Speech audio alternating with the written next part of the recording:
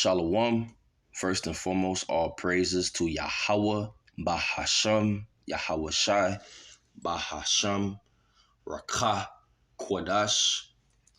Double honor to the apostles and elders of Great Millstone at Ruwell. Blessings and peace and salutation to all the brethren that do believe in Yahweh, Bahasham, Yahweh Shai, throughout the four corners of the earth. And shalom to the very few sisters that do subscribe to the truth as well. To you, I say shalom. And in this lesson, I want to go into Wisdom of Solomon, chapter 13. Okay. And on the screen, this is the Good News Translation Bible on the screen. But I'm going to also read from the Apocrypha in the KJV. Okay. So this is Wisdom of Solomon, chapter 13. In the King James Version, verse 1, it says, "Surely vain are all men by nature, who are ignorant of God, and could not out of the good things that are seen know him that is. Neither by considering the works did they acknowledge the workmaster." The GNT says, "Anyone who does not know God is simply foolish. Such people look at the good things around them and still fail to see the living God. They have studied the things he made, but they have not recognized the one who made them." Right? Because people see the sky, the different lakes and the different oceans. Okay, they see the sun, the stars, the different planets. But yet people say, oh, evolution, or an idol made such and such. But in reality, Yahweh through Yahweh Shai, okay, Yahweh and Yahweh Shai made everything. Yahweh is the name of the Heavenly Father. Okay. Yahweh set up Yahweh Shai and the rest of the gods, the Allahayim, okay, to create the things in the earth. Everything we see was created by, first and foremost, Yahweh through Yahweh Shai and the Allahayim, the men that were with Yahweh Shai in the very beginning, who helped create the earth. So if you don't believe in the Most High, Yahweh through Yahweh Shai, you are a fool. Okay?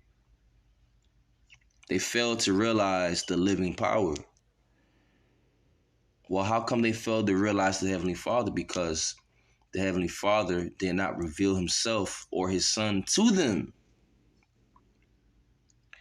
Verse 2 says, "But deem either fire or wind, or the swift air, or the circle of the stars, or the violent water, or the lights of heaven, to be the gods which govern the world."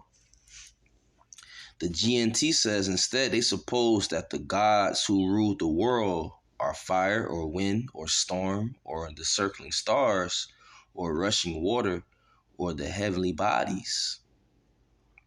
Okay?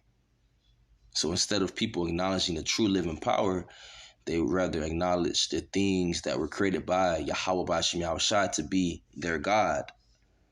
Okay? Verse 3, "With those with whose beauty, if they being delighted, took them to be gods, let them know how much better the Lord of them is, for the first author of beauty hath created them." Verse 3 says, people, in the GNT, it says, "People were so delighted with the beauty of these things that they thought they must be gods. But they should have realized that these things have a master, and that he is much greater than all of them. For he is the creator of beauty, and he created them."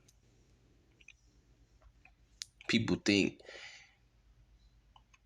these different elements are beautiful. Well, guess what? Yahweh and Yahweh Shai is much more beautiful. Okay.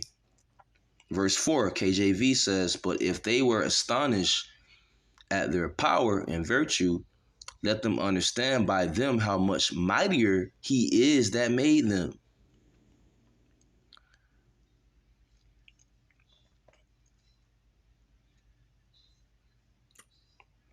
Read again. But if they were astonished at their power and virtue, let them understand by them how much mightier he is that made them.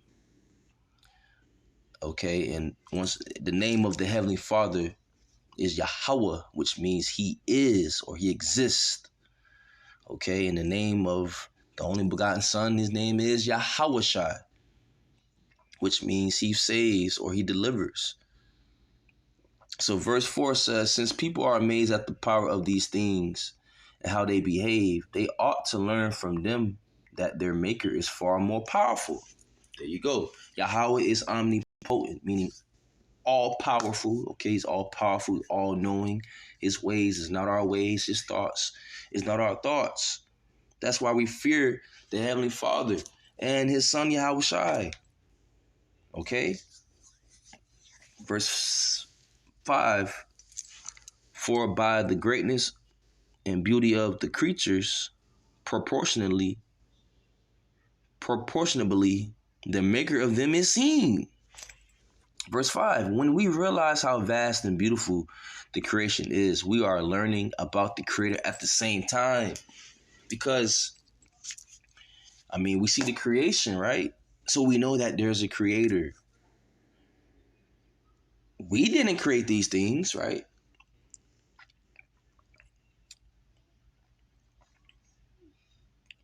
All right? Meaning, like, in our lifetime right now, we didn't create these things. We can't go to the sun and come back. Okay? We can't cause lightning to strike. We can't go in the air. We can't do that right now. Okay? Verse 6, but yet for this day are the less to be blamed. For it says, but yet for this they are the less to be blamed, for they peradventure err, seeking God and desirous to find him. Verse 6 says in the GNT, but maybe we are too harsh with these people. After all, they may have really wanted to find the Most High, but couldn't. Wow, that just lets you know that Yahweh Ba'ashem Yahweh Shai only reveals, themselves to the elect, okay? The elect of Israel.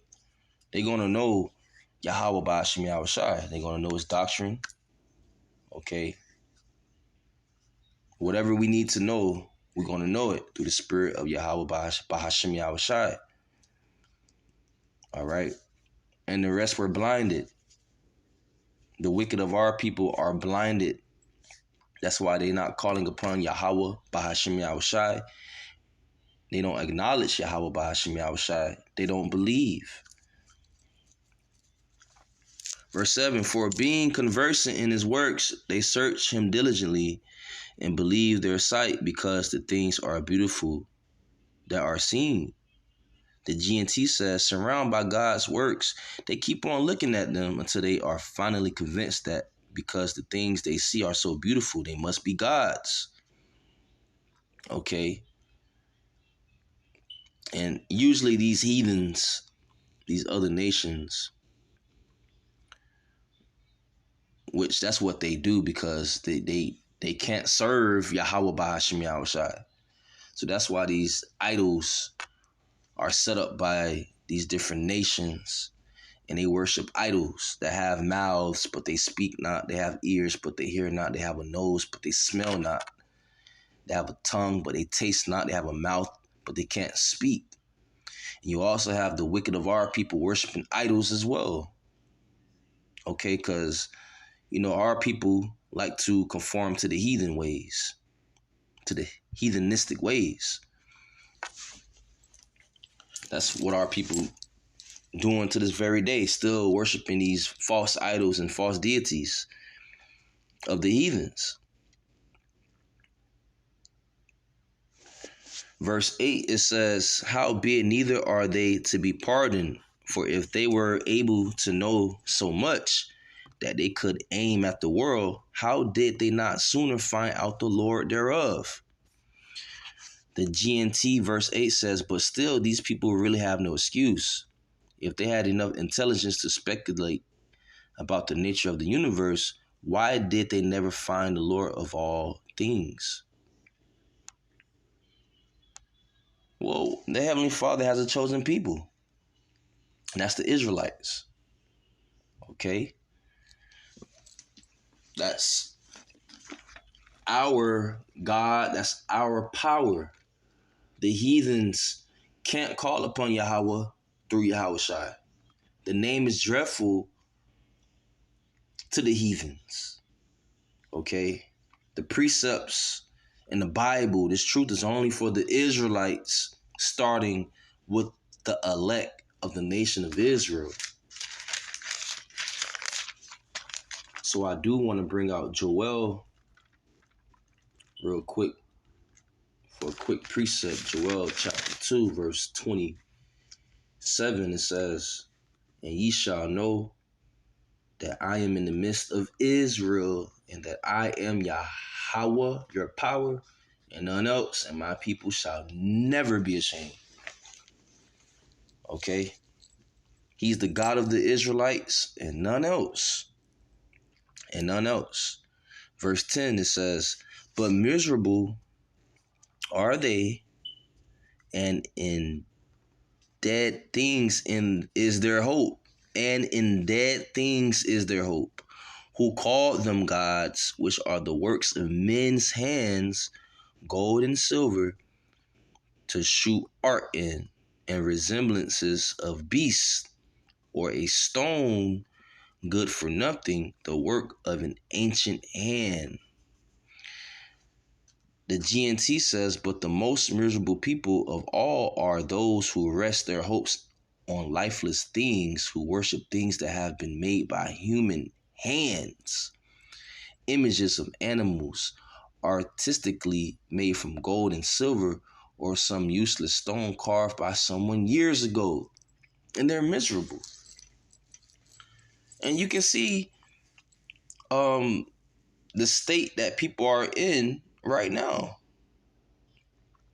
Miserable. During the time of the C19, so, some years ago, you had Elam throwing away their gods, throwing away their idols. They had a bulldozer, and the bulldozer was collecting all those idols and putting them in the trash. Okay? These people are miserable.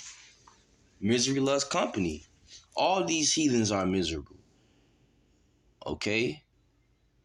They're vain. Let the multitude now perish that was born in vain. The two main characters in this movie that the Most High has wrote, the two main characters is Esau and Jacob. Okay? Esau is the end of the world. Jacob is the beginning of it that followeth. Esau is ruling right now, but guess what? According to the scriptures, according to prophecy, the Most High is going to take Esau out of power. Esau is Edom. Okay? The Edomites. These Edomites are miserable. These different heathens, these different heathen nations are miserable. They put their hopes on idols. They put their hopes in false deities. But we know the true living power. His name is Yahweh, through Yahushai. Okay? Verse 11. Now a carpenter that felleth timber, after he hath sawn down a tree, meet for the purpose, and taken off all the bark skillfully round about, and hath wrought it handsomely, and made a vessel thereof fit for the service of man's life. The GNT says,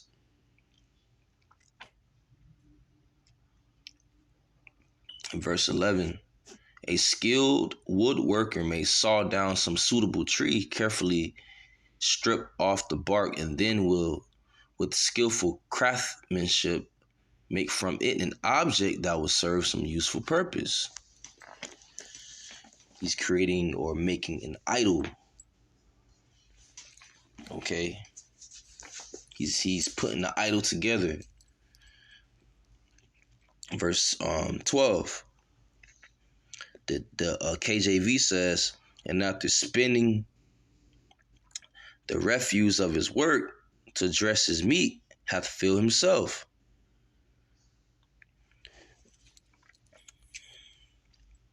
The GNT says he will take the leftover pieces and use them as firewood to cook a meal that he can sit down to and enjoy.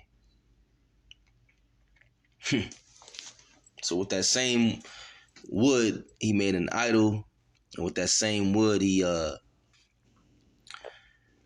using that to make a fire, to cook a meal, and to sit down to enjoy his meal. And he just made an idol to worship the idol, and just use that piece of wood to make fire to eat some food.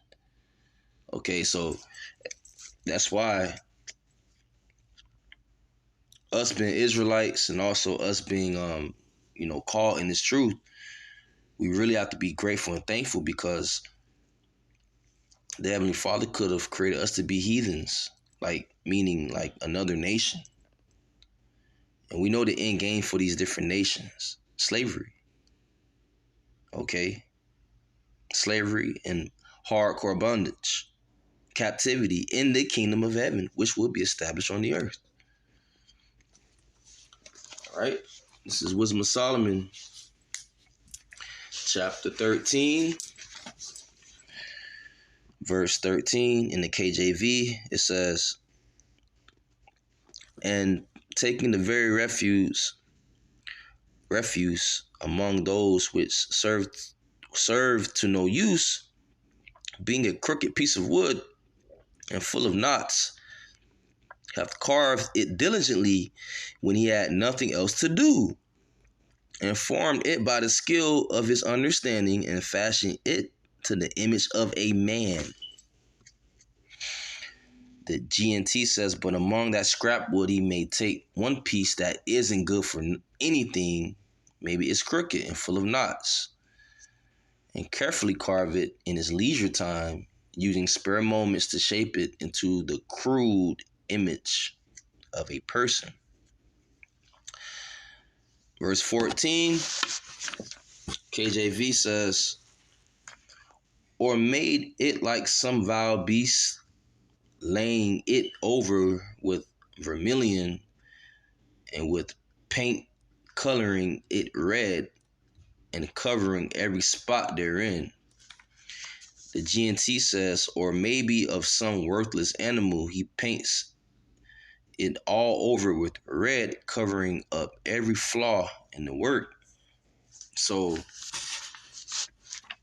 either this craftsman, he's making an animal, or he's shaping the idol into a person. Nevertheless, it's all vain. Nevertheless, it's no power in those idols. That's why you had Elam throwing away their idols in the trash. Okay, a couple years ago. Because they realized that people was getting sick during the C19.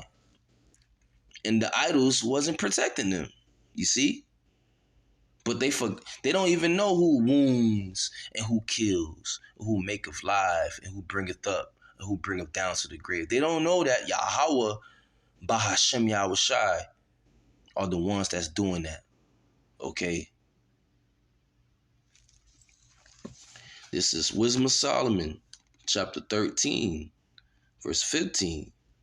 And when he had made a convenient room for it, set it in a wall, and made it fast with iron. GNT says, then he prepares a suitable place in the wall for it and fastens it in place with iron nails. Verse 16, KJV says, for he provided for it that it might not fall, knowing that it was unable to help itself, for it is an image and hath need of help. GNT says he is careful to keep it from falling because he knows it is only an idol and needs help. It cannot help itself. But yet, guess what?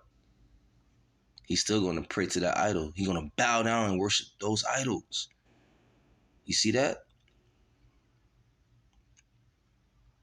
Through the water Yahweh Bahashem Yahushua for this truth. The water Yahweh Bahashem Yahushua. This is Wisdom of Solomon 13, verse 17. Then maketh he prayer for his goods, for his wife and children, and is not ashamed to speak to that which hath no life. GNT says, but he is not ashamed to pray to this lifeless thing about his marriage, his children, and his possessions. He's not ashamed. Even though he knows it's an idol and he knows it needs help, he knows he has to prevent it from falling, he's still, or he, she, or whoever, still going to bow down to those idols. Verse 17, it says what? Then maketh he prayer for his goods, for his wife and children, and is not ashamed to speak to that which hath no life. It's no life in those idols, no breath. Well, guess what? Our power is a living power, okay? He's a merciful power, okay? It's to the point Nebuchadnezzar had to give the Most High praise because the Most High abased King Nebuchadnezzar. Because Nebuchadnezzar he got proud. So the Most High, guess what? Abased him. And you see Nebuchadnezzar praying, acknowledging the God of Israel. Even though he was a heathen, he's still a heathen. Okay. They may acknowledge the God of Israel, but guess what? We are his people. So-called Negroes, so-called Latinos, so-called Native Americans. Okay. And we're scattered throughout the four corners of the earth. So we may look like the other nations, but guess what? If you believe in Yahweh, Bahashem Yahushai, you're an Israelite.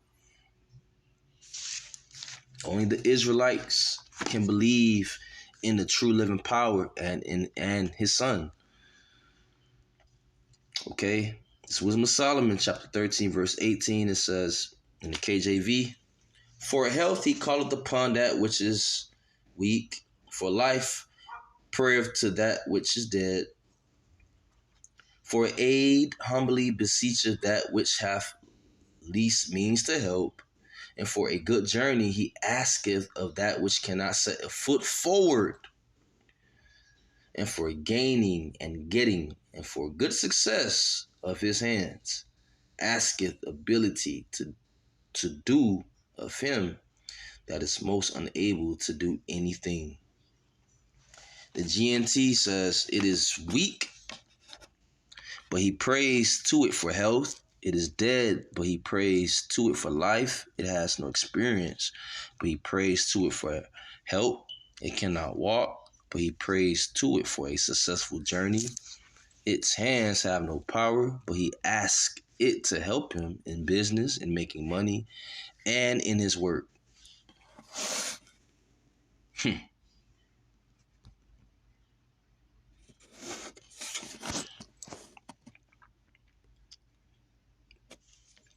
I do want to bring out Psalm, I believe 125. Psalm 125. Nope. Let's try 115. Yep. 115. Yeah. This Psalms 115 verse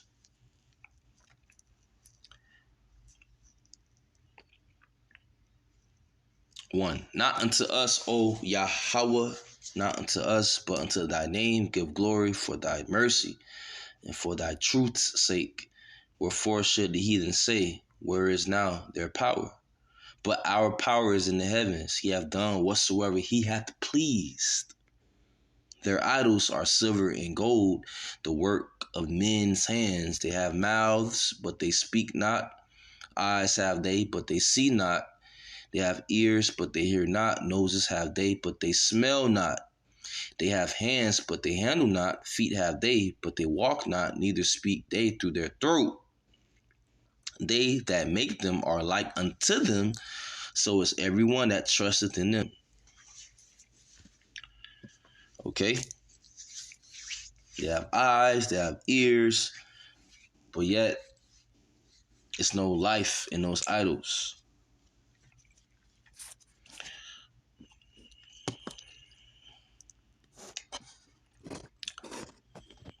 Isaiah chapter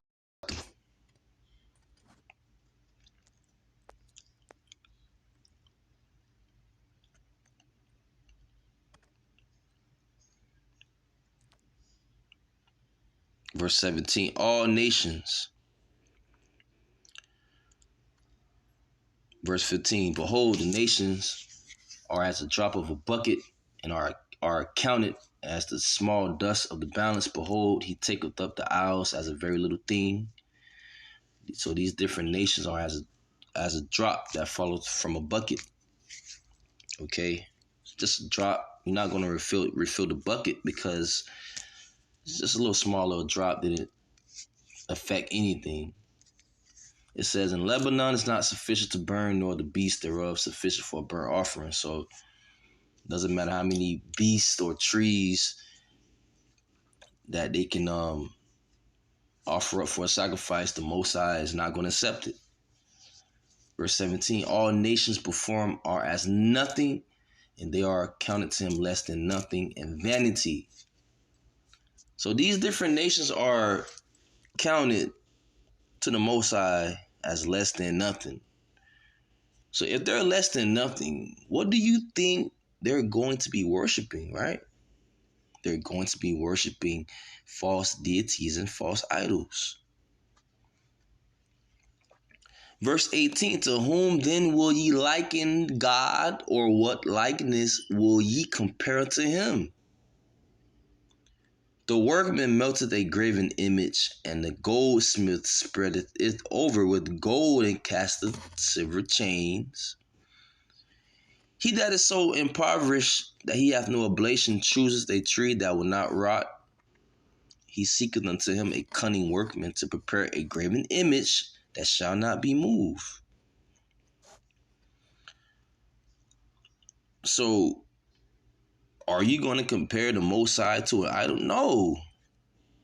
Nothing can compare to the Most High. The Most High is the Most High. Yahweh he just is. Okay? That's why every knee shall bow. Every tongue shall confess. Okay? You have our people still worshiping idols, still into idol worship. And the scriptures say, thou shalt not have no other God before me.